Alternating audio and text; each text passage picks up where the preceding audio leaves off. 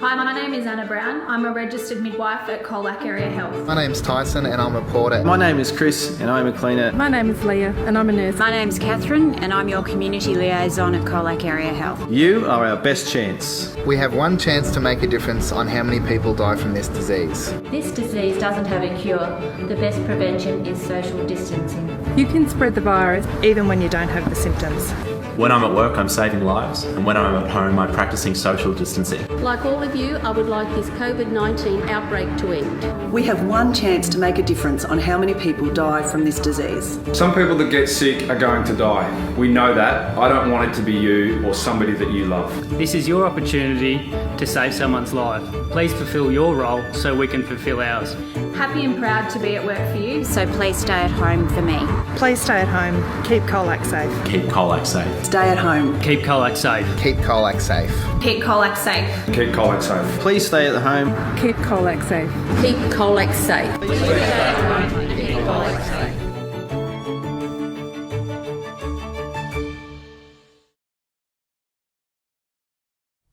Good afternoon. I'm Fiona Brew, the Chief Executive for Colac Area Health, and I'd like to welcome you all here today. I'd also like to acknowledge the First Nations people of the lands upon we meet today, the Gulidjan people of Eastern Maar Nation, and pay our respect to elders past, present and emerging. I'm also conscious that many of you are in different parts of Victoria, and I also pay respect to the traditional custodians of the land in which you are present today. It is my pleasure to welcome you to the 25th Annual General Meeting for Colac Area Health. We do have apologies for the Honourable Gail Tierney, Member of Western Victoria, Michael Smith from Barwon Dental Services, Tom Simonson from Victoria Health Association, and Paul Clohessy from Trinity College, Grant Boyd from Bethany, and Craig Fraser from Southwest Healthcare. It's always difficult when we are using technology, and I think the thing for us today is we're in a new world, and it's an honour to be here, but we will work through some of the technical things that we're doing. I just want to also acknowledge that we did put the notice of the annual general meeting in Colac Herald on February 19th, 22nd, 24th, 26th, to advertise it as a virtual meeting today. I would also like to acknowledge, and it's very difficult in this environment, but I would like to acknowledge that we have some dignitaries online that will be participating and viewing us at our annual general meeting today. So not seeing you is a bit difficult to acknowledge, but I know you're there and welcome, and thank you for being part of our AGM. We do have the minutes from our annual general meeting from November 28th, 2019, and it feels like a long time ago, but I am seeking a movement on those from our audience, and thank you, Leanne, and seconded by Anne-Marie. Thank you. I do want to talk about the year in review, and well, what a year it has been. It's been a time of change. We have absolutely been challenged by the environment, and although it's similar to other organisations, I think it's fair to say here in Colac we've had just a little bit more happening than the rest of the state. You will have seen Colac, Keep Colac Safe video at the beginning, and it was quite deliberate that we showed you that. I think it is an incredible overview of the staff capacity here and the input and the passion that is shown in this organisation. And we wanted to share that with you as we take you forward on our year in review. I think it's fair to say September 30, 2019, and as I said, it feels such a long time ago, we had a cyber attack. And it was a fantastic opportunity for us to really immerse emergency management procedures at Colac Area Health. And I was told, I had started that year, and I was told we haven't had things like this happen before, and it's just a fantastic opportunity to get our systems and processes right. So we thought we're all ready to go. We thought that would be the end of it, but we did an incredible job. We got through that, We prepared for COVID-19 as a community and also as an organisation, and those emergency management skills really came into par with our staff on July 17th last year. And although it's in the second part of the next financial year, I think we really need to recognise the work of the staff. It was incredible to see mostly our frontline staff. Our community saw our frontline staff, and that was our nursing doing a lot of the work. But that's the people that were visible, and the unsung heroes were our cleaners, our administration staff, our maintenance staff, and the clinical staff that kept the organisation going. We know we had high demand for family services, and our community programs were absolutely essential during that time. And of course our volunteers, who are such an important part of this organisation during pre-COVID and COVID, our actual outbreaks, couldn't be with us, and we have missed them terribly, and we look forward to you coming back. The compassion they showed to our staff was incredible, and kept a lot of our staff going during that really vulnerable time, because the organisation and our staff is really a microcosm of our greater community. We are looking forward to our volunteers coming back. I think the big opportunity with COVID was our partnerships. And we have many partnerships, but many were developed during that time and many were strengthened. And they were with other health services, our community leaders, and probably the most important partner was our community. And they were challenged, and you were challenged, with different service delivery models. And as we changed and adapted, our community changed and adapted. And it was true partnership, and we are very grateful for the support that our community gave us. But the learnings that came through that time really help us to take the organisation forward and to look at service delivery in a very different way. I think the other thing is what's happened here in Colac has really put Colac on the map. We know we were published in the UK, we were also published in the United States, but more locally we featured in Senate Estimates Committee, parliamentary inquiries into COVID testing and contact tracing, and we also know that there was significant input from what happened at Colac into the Finkel report, which was a report, the Commonwealth report and review that was done on COVID across the state. So we have much to be proud of. In amongst that, we do have the challenges, and we've lived through those challenges of financial challenges and also infrastructure challenges. And while we have much to do and we've got a long way to go, there has been incredible support from the Department of Health and Human Services and our community as we address those issues internally at Colac Area Health. But there is much to be hopeful for, and there is much to be for us to focus on in a really positive way. We've been really successful in securing grants for major infrastructure with things like chillers and generators. We've also had CT scans and other pieces of equipment that we have been incredibly fortunate to receive. The generosity of our community in fundraising has been huge in a time that the community is really challenged, and we're very grateful for those donations. We are building a value-based organisation at Colac Area Health, and for us our culture is king. And you hear that said in so many forums, but really it is. We are what our people are, and our values is what we are absolutely basing everything we do.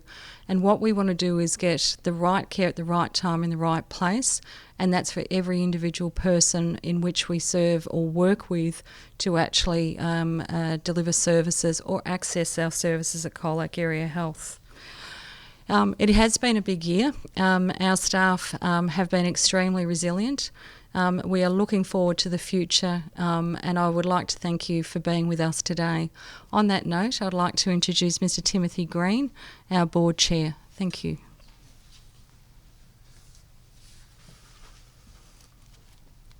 Ladies and gentlemen, good afternoon.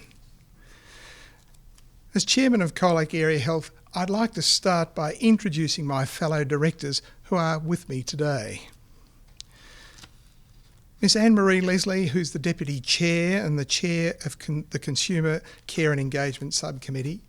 Anne-Marie's background is at Deakin University, where she's on the HR Ethics Committee. Prior to that, she was Senior VP HR at Cochlear and a Senior Executive at Bristol Myers Squibb. Mr. Brendan Morris. Brendan is the Board Treasurer and Chair of the Finance, Risk and Audit Subcommittee. Brendan's a Chartered Accountant, a background with KPMG, and is now CEO of Plantic Packaging. Miss Sarah McHugh is the Junior Vice Chair and Consumer Care and Engagement Subcommittee. Sarah's background is in Manager Governance and Communications. She was with the Colac Otway Shire and is now with the City of Geelong. Miss Joanna Carden, Chair of the Clinical Governance Subcommittee. And Joanna has a clinical background, now consultant in healthcare sector with Ernst Young. Mrs. Leanne Whitcomb, Chair of the Aged Care Subcommittee, and Leanne is a local business manager of one of our key businesses here in Colac. Dr. Amir Rahini, Clinical Governance Subcommittee.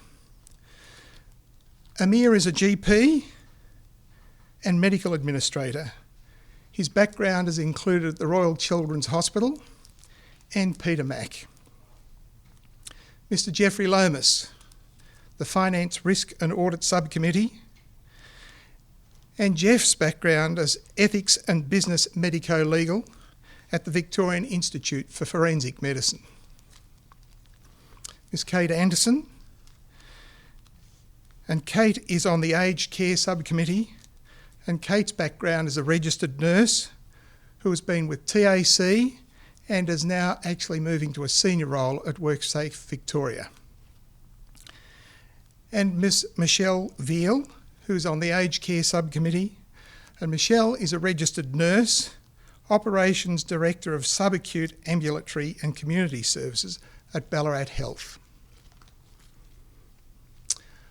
On behalf of the Board, I'm delighted to be able to address you this afternoon, and while COVID rules have dictated we cannot meet in person due to allowable numbers, technology has allowed us to communicate to you wherever you may be. Colac's Area Health's financial year runs from June to July. From July to June each year, and the annual report covers this period. However, my address to you covers the calendar year because it's 8 months since the 30th of June, and much has happened and is happening. Today I'd like to cover 4 key points with you. Firstly, the year in review. Secondly, leadership. Thirdly, our health service. And fourthly, the future, our strategic direction. So let's step back and look briefly at the past to put into context where we are now. The year in review. Our Chief Executive, Mrs. Fiona Brew, arrived at Colac Area Health at the end of May 2019. I became Chair of the Board in November 2019. The Minister for Health made 6 new appointments out of a 10-member board in June 2020. This change enabled a review of our operations. As a consequence of our review, the board and executive could clearly see our strengths and our weaknesses. Firstly, we were running at a forecast deficit of 6 million, and that's not sustainable. Our financial position had been deteriorating for some years. Secondly, we have infrastructure and equipment that was not fit for purpose, with an estimated cost of replacement of circa 20 million.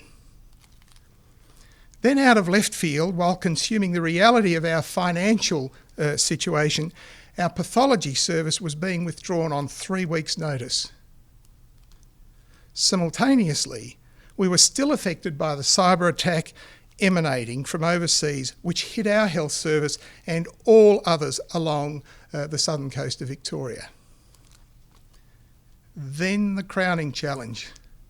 COVID-19 arrived in Colac, providing the largest outbreak in regional Australia. All of these illustrate perfectly how unknown threats can suddenly appear, testing your agility, resilience and adaptability to manage, survive and flourish.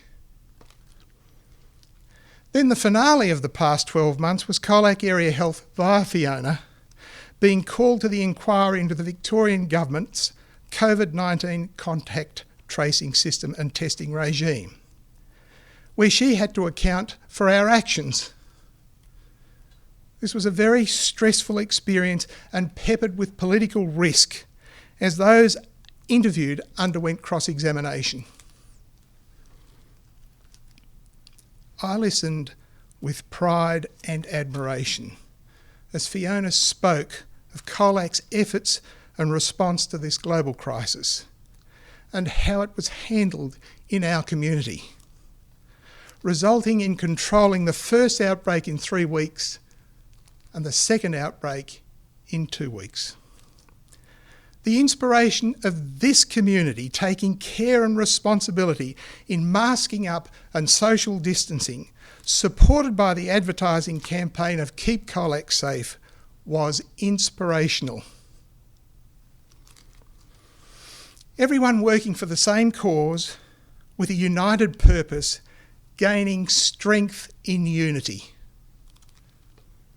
All the parliamentarians at this inquiry, regardless of party politics, overwhelmingly acknowledged the community's efforts and Fiona's leadership within this health service. I had a phone call from Jerome Weimer, the Deputy Secretary at the department, late one evening, following my plea to both the Premier and the Minister for Health to establish an emergency management structure in Colac, as the pressure placed on this health service and the CEO was unsustainable. Jerome said, "We have learned much from Colac, and based on this, we have implemented across regional Victoria what Colac has done." Everyone can take a bow for that remarkable effort. The past 12 months have been a test on us all. I now want to turn to the second point, leadership. Colac Area Health has risen to all of these threats in a manner that is exemplary. The strength that has made that possible has been through extraordinary commitment and leadership. As we know, iron is strengthened by continually heating in the forge, and we have been blessed at Colac Area Health with excellent leadership from our CEO, Mrs. Fiona Brew. Fiona has been outstanding in what she has achieved in the 18 months, and we as a board salute her efforts and leadership. Colac would not be in the strong position it is throughout this pandemic had it not been for her leadership and the health services response. We are indeed fortunate to have this health service and its committed staff under Fiona's leadership. Most of the issues mentioned have been hidden from public gaze, and the consequences of their impact not felt from those we serve. This is due to capable, strong and willing leadership by all our staff. Simply, people who are skilled in their particular field, clear about their function and purpose, and dedicated to serving you, the community of Colac and environs. I now want to turn to the third point in my speech, our health service. When something goes wrong with our health and that of a family member or friend, we know that Colac Area Health is there. We expect it. Day or night, crisis or not. Ready, willing and able. Whether it be urgent care or the many health services that make up this organisation. Dental, physiotherapy, x-ray, pharmacy, pathology, cancer care, dialysis, family services, veteran support, nursing home care, child support, aged residential care, surgery, pre-operative, post-operative, maternity, palliative. These are only some of the 90 services run out of this hospital by 512 staff. Like all great things, we never realise their true value until we need them and they're not available to us. And if we already haven't needed this service, we will all need this service at some stage in our life. It is important to note that Colac Area Health contributes $42 million into the local economy in the form of salary and wages. As an employer, this is a significant economic contribution to Colac and represents 72% of our funding. As a matter of interest, I'm holding up in my hand the annual report for Colac Area Health in 1979. It shows the hospital's revenue at that point in time was $3.2 million, of which wages and salaries were 80%, representing an amount of $2.56 million. Where will our children and grandchildren be and Colac Area Health in the next 40 years? The critical capacity of any health service is only as good as the way in which it is integrated and works with others. We cannot operate as an isolated body of well-meaning citizens. We need others, and that stretches beyond our boundaries. To demonstrate my point, through COVID-19, we were all supported by a number of neighbouring health services. Timboon, Great Ocean Road, Moyne Health, Southwest Healthcare in Warrnambool and Barwon Health. And I saw this with my own eyes. When our staff were cold, tired and worn out from COVID-19, testing and contact tracing, others from nearby came to our assistance. Most people in the town wouldn't realise the support given. But with over 12,000 tests completed in drive-through or on site at our industry businesses, we were supported by many. Both federal and state governments came to support Colac, and we are most grateful. I need to make special mention of the department. Without their support, our financial position would not have ended in a much improved position, as the financial reports will support. Additionally, the department has given capital grants to enable us to do upgrades to Karangamara, replacing vital equipment ranging from beds, endoscopes that are critical in our theatres, a generator that backs up our power supply in the event of failure, which we have had. Currently, we have emergency temporary chillers, which are essential to the hospital function, and we're looking to replace those at a cost circa of $1 million. There is much to be done. It is CAH's objective to work within the short and long-term health priorities of the state. We must always remember Colac Area Health cannot survive without transparent, good and respectful partnerships. We are interdependent on each other. All of us pulling together unified and working for the same cause, which is our collective health and well-being. We don't have to look far in this modern world to realise just how fortunate we are to have this wonderful service right here on our doorstep at our fingertips. World Health Organization estimates that half the world doesn't have access to affordable healthcare. Now, with a population estimated at 7.8 million, that's approximately 4 million of our global neighbours don't have what we have.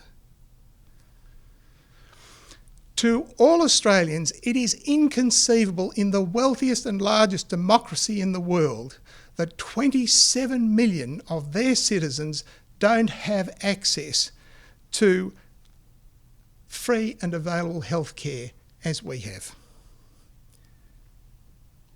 You know you have a great service when you know it is just there and it is available to you when you need it. The COVID-19 pandemic illustrated that in spades. No one died. The virus was contained. Both accommodation and food was supplied to all of those in need. We cannot take this health service and the women and men that make it for granted. We are indeed fortunate to have a health service that is committed to making a difference in our lives and well-being. It is now appropriate to turn to the Board Treasurer, Mr. Brendan Morris, who will present Colac Area Health's financial reports for the 30th of June 2020. Thank you, Brendan.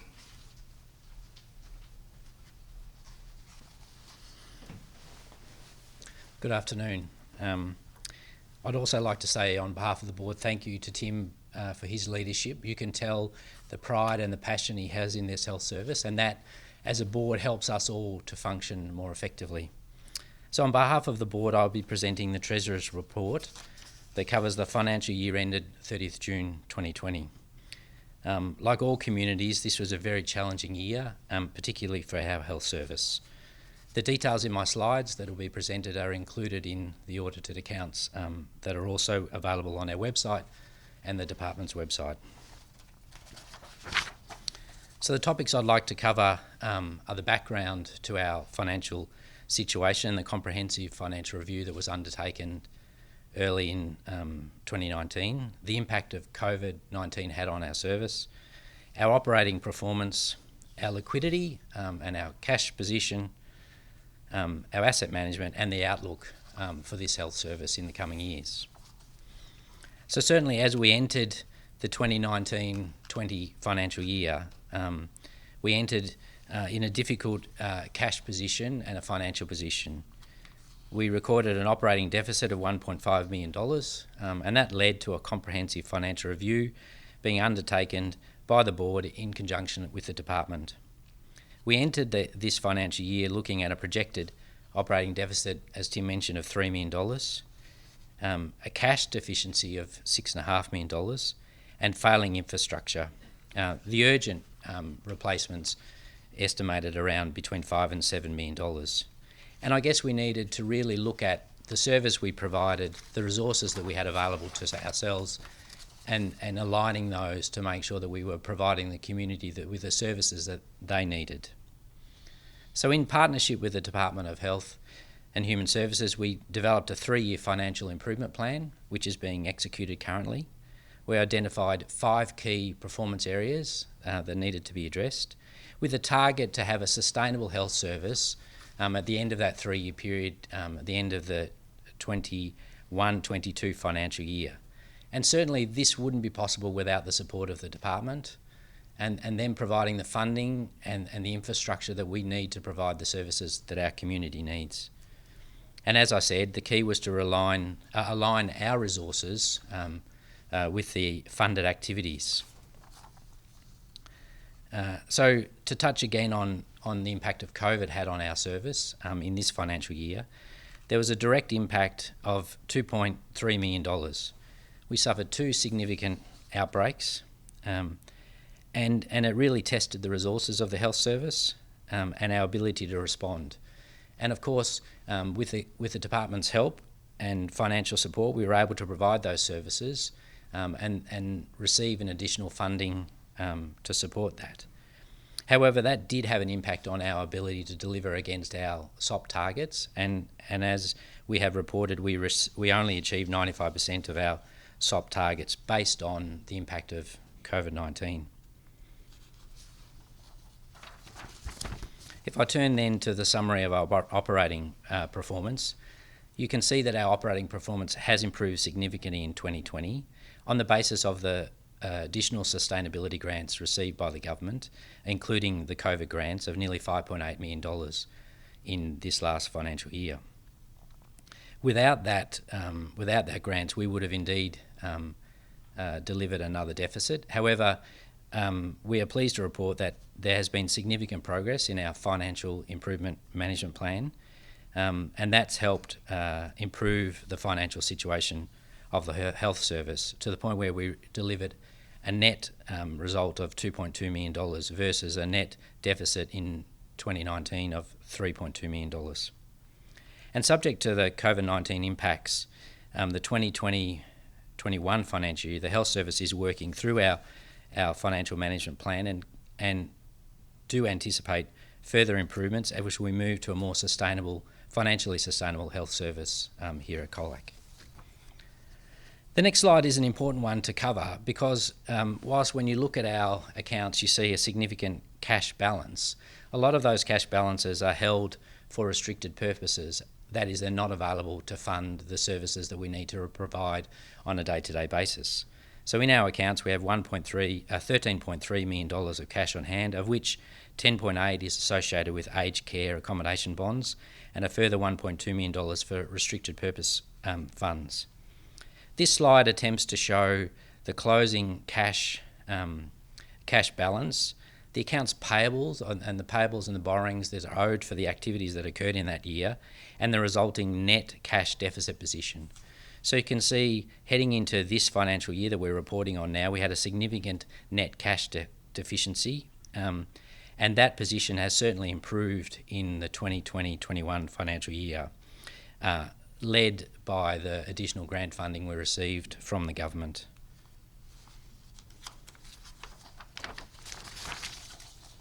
When we look at our infrastructure, as both Tim and Fiona have touched on, we do need to spend significant cash to improve the assets that we have available to us that impact the service level delivery. And we received approved funding in the 2021 financial year in the 19-20 financial year, for our operating theatre lights and our emergency generator and electrical infrastructure and the refurbishment of Corangamar. And our future projects, again, as Tim and Fiona have touched on, the replacement of the endoscope equipment, the CT scanner and the critical chiller equipment are all priorities for this financial year. In fact, the first two of those items have already been funded through grant support. And lastly, looking at the outlook, COVID-19 has continued to have an impact on our health service, and in this financial year that we're in now, that has had another significant impact, and it provides an uncertain environment for our health service that we must continue to work closely in partnership with the department, with other health service providers, staff and the community to improve the health service performance. Substantial improvements, as I mentioned earlier, have already been made on our financial management improvement plan, and we are seeing the benefits of that coming through now. So it is with optimism that we look forward to making steady progress to develop and deliver a financially sustainable health service here in the Colac region. Not only to protect and develop our staff, but to build the necessary infrastructure we need to deliver safe, high quality care for our community. So ladies and gentlemen, that's the conclusion of the financial report. And as Fiona mentioned, there will be an opportunity if you have specific questions to feed them in, and we'll get back to you in the coming days. Thank you, Tim. Thank you, Brendan. I now have much pleasure in seeking a motion of acceptance of the annual report and the financial statements and ask for someone to move this. Moved, Anne-Marie Leslie, thank you. Second, Mr. Jeffrey Lomas, thanks Jeff. As we've looked at 3 points in my opening address, which was year in review, leadership and our health service, it is now appropriate to turn to the future and cover the last point of my communication, strategic direction. In not wishing to state the obvious, to know where you're going, we need to be clear about where we've come from, be clear about our purpose, and know exactly what business we're in. Then we can determine where to go. Be clear about our strengths, the assets we have to support our endeavours. Keep an open mind and an eye to see what opportunities exist to add to our armoury of strengths. And it's also imperative to be a realist. Identify our weaknesses. Understand them. In doing this, we can work within our scope and see how to mitigate risk. Always be prepared for any threat that may suddenly emerge and can arise from anywhere that is unexpected. Our ability to manage is dependent on our agility, resilience and adaptability. Given what I have said, the board has been working on our strategic direction at Colac Area Health. This began in earnest in February 2020. Why so long, I hear you say? Simply, there are 2 reasons. COVID-19 changed everything for all of us. As I said, a threat that arose from nowhere, unexpected and severe. The world is still grappling with it, and it's testing our human agility, resilience and adaptability. Secondly, the board also wanted to consult extensively with staff and you, the community. It is important to add, COVID-19 gave us insight into other opportunities we can explore.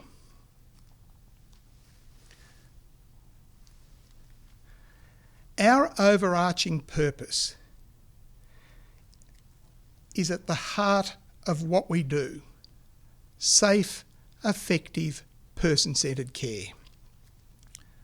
Organised culture, as Fiona said, is fundamental to driving our purpose.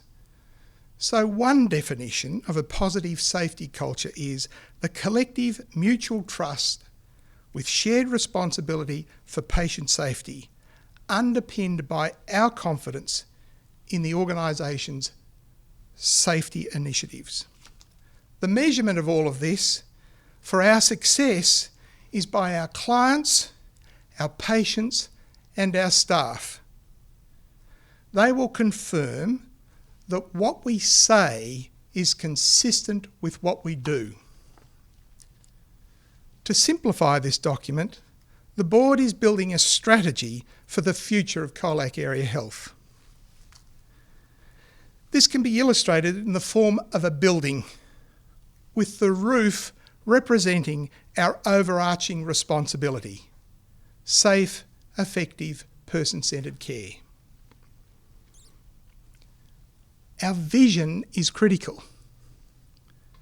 Being the first step in this strategy is to be the trusted leader in integrated healthcare through operational excellence, innovation and compassion. Our mission being to be a trusted provider of optimal health outcomes by delivering integrated, person-centred care, achieving excellence through partnerships, research and innovation. Our values represent the foundation of our culture and, in this model, the building. And they drive the actions and then the achievement of our purpose. Our 5 values are compassion, integrity, respect, collaboration, and accountability. There are 4 themes in our building model. The first, community health outcomes. The second, innovation and partnerships.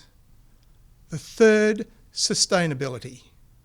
And the fourth, people and culture. So what are the strategic objectives of these themes? The strategic objective of community health outcomes: build meaningful partnerships and capability with our community to ensure delivery of evidence-based healthcare designed to achieve optimal outcomes.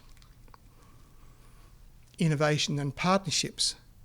The strategic objective is create strategic and collaborative partnerships to leverage innovation and opportunities that improve healthcare services and outcomes for you, the community. Sustainability. What's the strategic objective? Embrace sustainability and manage risk by being innovative and efficient in the management of Colac Area Health's resources, financial performance, and the environment. The 4th theme, people and culture. What's the strategic objective? Attract and retain exceptional employees committed to our mission and values by fostering an inclusive work culture and environment where they feel proud to work, engaged, empowered, safe, and everyone matters. So, in terms of today, we're looking for your feedback. That's the final critique in the contribution of this strategy. Feedback forms are available at community reception.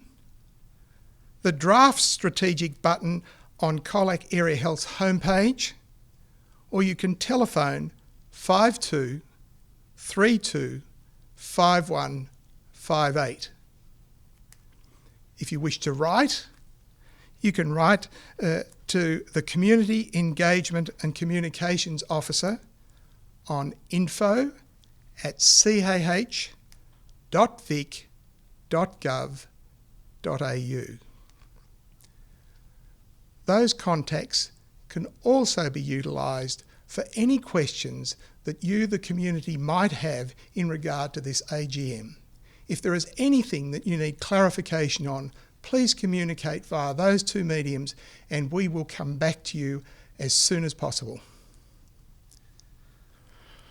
For the feedback, we're looking in terms of the strategic direction, we're looking for your feedback by the 31st of March 2021. Once we have your feedback, we can finalise this strategy for implementation over the next 4 years. There is much to do. So, ladies and gentlemen, this concludes my presentation. I thank you and I wish you good afternoon. COVID-19, a word we've all become so familiar with. It's here. It's real. It's impacting all of us. To be honest, it's heartbreaking. Businesses we love, people we care about, friends, family. Our community, our town, Colac is facing its biggest challenge yet. Now more than ever, we all have a role to play. We know we have work to do. It's not going to be easy. Let's dig deep. Let's do the right thing. Let's help them. Let's stick together. Let's get Colac back to none.